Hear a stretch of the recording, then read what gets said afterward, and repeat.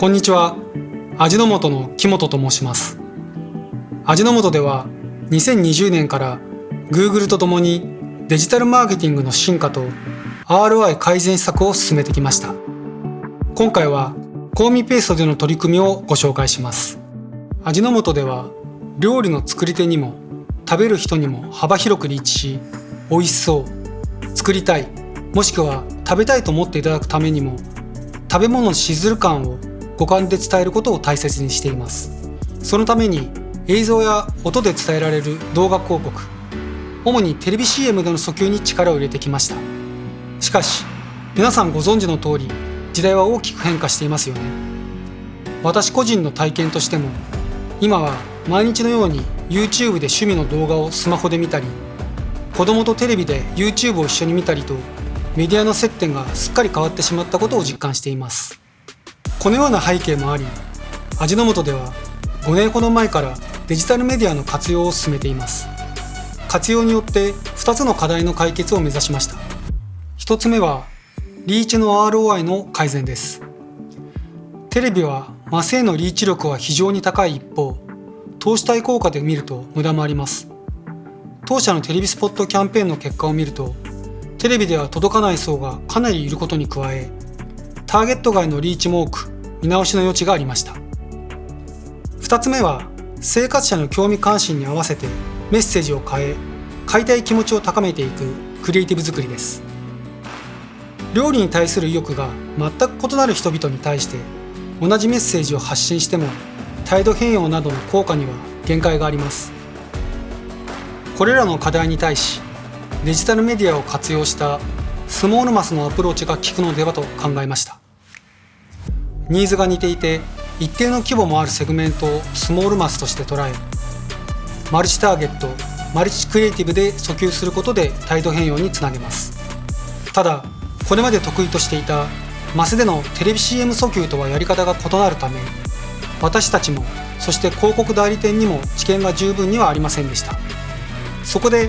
Google に協力してもらい、全面的なアドバイスをもらうことにしたのです。戦略企画段階から Google の協力を仰ぎ、スモールマスという考え方に適した打ち手のインプットをしてもらいました。その後、ディスカッションを重ね、3つのスモールマス層が浮かび上がってきたのです。食べ盛りの10代のお子さんがいる働く女性層、コロナを機に料理の機会が増えた共働き夫婦層、鍋から直接食べるズボラ飯を好む単身男性層の3つです。また YouTube で定義されている100以上のアフィニティからスモールマスとの関連が高い属性を組み合わせて配信ターゲティングとしました。それにより適切な配信先を設定できただけでなく、スモールマスのイメージをより立体的に考えていく上でのインプットにもなりました。次にクリエイティブ表現について Google のクリエイティブコンサルチームであるクリエイティブワークスからデジタルでのクリエイティブの考え方セッションを複数回実施してもらいました。ここに代理店にも参加してもらい、3社で直接議論できたことは、この後の制作を進める上で大きな意義があったと感じています。そしてメッセージをシステムとして構築することにも取り組みました。具体的には、まず伝えたいメッセージの大枠を決め、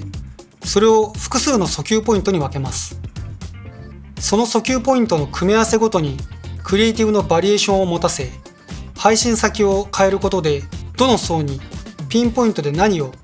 どのバリエーションで言うのかを明確にしていったのです。出来上がった動画に対しても改善のアドバイスをもらい、 ABCD フレームワークを使ってデジタルでのクリエイティブのポイントが抑えられていることを確認しました。今回のキャンペーンを測定すると、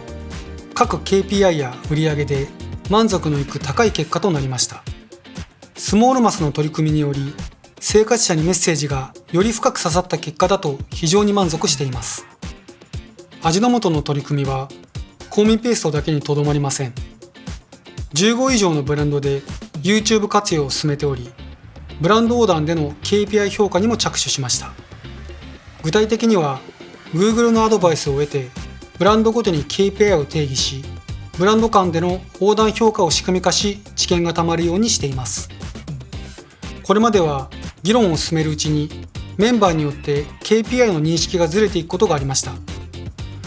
マーケティング計画段階から決定した KPI を徹底して共有し、それ以外は評価対象とせず切り捨てる勇気を持つということが重要だと感じています。また KPI を明確に定義しておくことでブランド同士での横展開が可能になり、知見がたまるようになってきています。 Google にマーケティングの計画段階からブランド横断での評価まで入ってもらうことで、マーケティングのやり方自体を変革することができつつあります。今後も変革を進め、ROI の向上に努めていきたいと思います。